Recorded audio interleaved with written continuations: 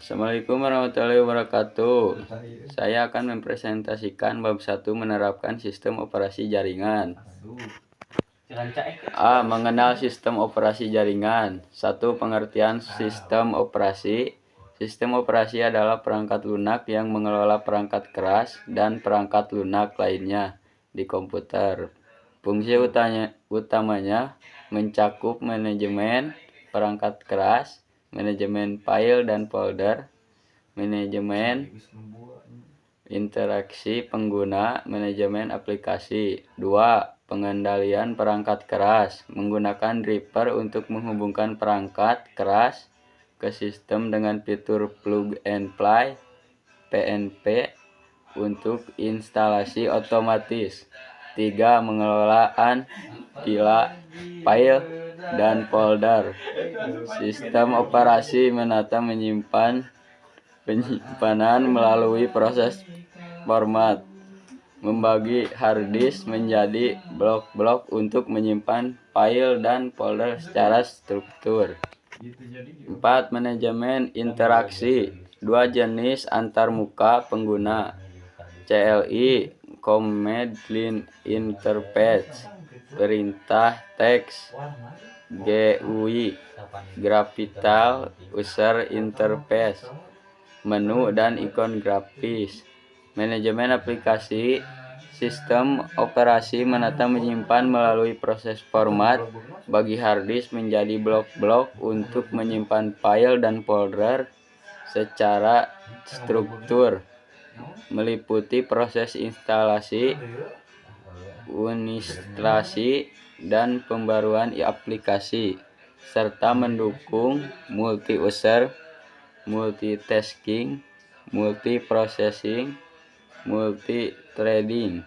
Sistem operasi 32 bit, flash 64 bit, 32 bit, RAM maksimal 4 GB, 64 bit, RAM lebih dari 28 GB, dan performa lebih tinggi. 7. Sistem operasi desktop digunakan oleh satu pengguna dengan fitur berbagai sederhana seperti Windows dan Mac OS dan Linux.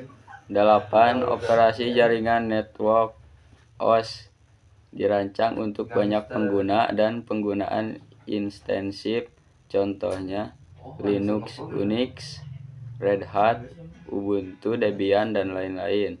Novel Network Windows Server terdapat 2 jenis, proprietary tertutup Windows, Mac OS open source terbuka Linux, Unix, dan turunannya. B. Analisis kebutuhan software dan hardware server. 1. Kebutuhan software menentukan sistem operasi server berdasarkan kompatibilitas aplikasi dukungan multi-user. Kebutuhan jaringan perlu dokumentasi dan review sebelum implementasi. 2. Kebutuhan hardware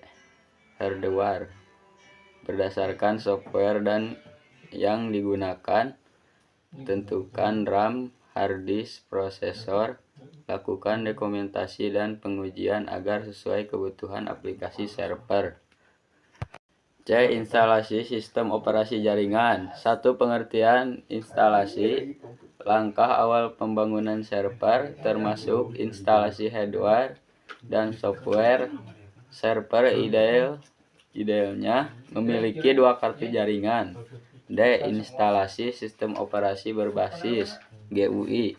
Contoh Windows 10. Langkah-langkah: memasukkan media instalasi, atur BIOS untuk booting, ikut proses instalasi grafis. E. Instalasi sistem operasi berbasis teks. Contoh Debian, Ubuntu server menggunakan antarmuka teks dioperasikan via keyboard. Pastikan semua persyaratan sistem sudah terpenuhi. F. Manajemen user dan grup. Manajemen user meliputi pembuatan user baru, perubahan data, penghapusan user.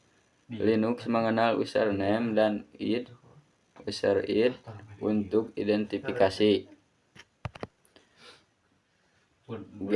Manajemen proses. Proses adalah program yang sedang dijalankan. Sistem operasi mengelola proses untuk efisiensi dan alokasi sumber daya terkait dengan multigramming, multitasking, menjalankan banyak proses sekaligus, multiprocessing, menggunakan lebih dari CPU, distributed computing, proses tersebar di banyak komputer. Jika kamu membutuhkan ringkasan yang lebih pendek, misalnya hanya satu halaman, aku bisa bantu membuat versi singkatnya juga.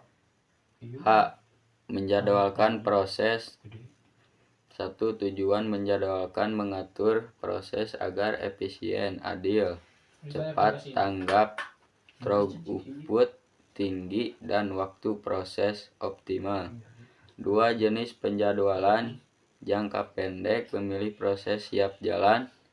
Jangka mencegah swap proses di memori. Jangka panjang menangani proses prioritas rendah. 3. Strategi penjadwalan non-preemptif. Proses dijalankan sampai selesai. Preemptif. Proses bila dihentikan sementara untuk proses lain.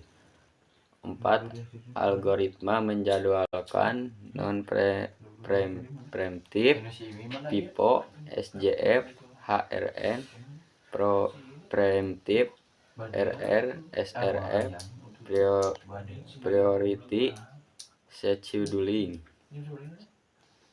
I. Pengenalan scripting. Scripting adalah pemrograman berbasis interpreter shell di Linux. Script dapat menyimpan dan menjalankan perintah secara otomatis, berguna untuk automasi tugas di sistem. J. Backup dan restore. Backup penting untuk mencegah kehilangan data karena kesalahan sistem, user, dan bencana.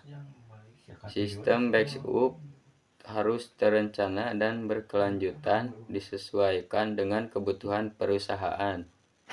Terima kasih. Assalamualaikum warahmatullahi wabarakatuh.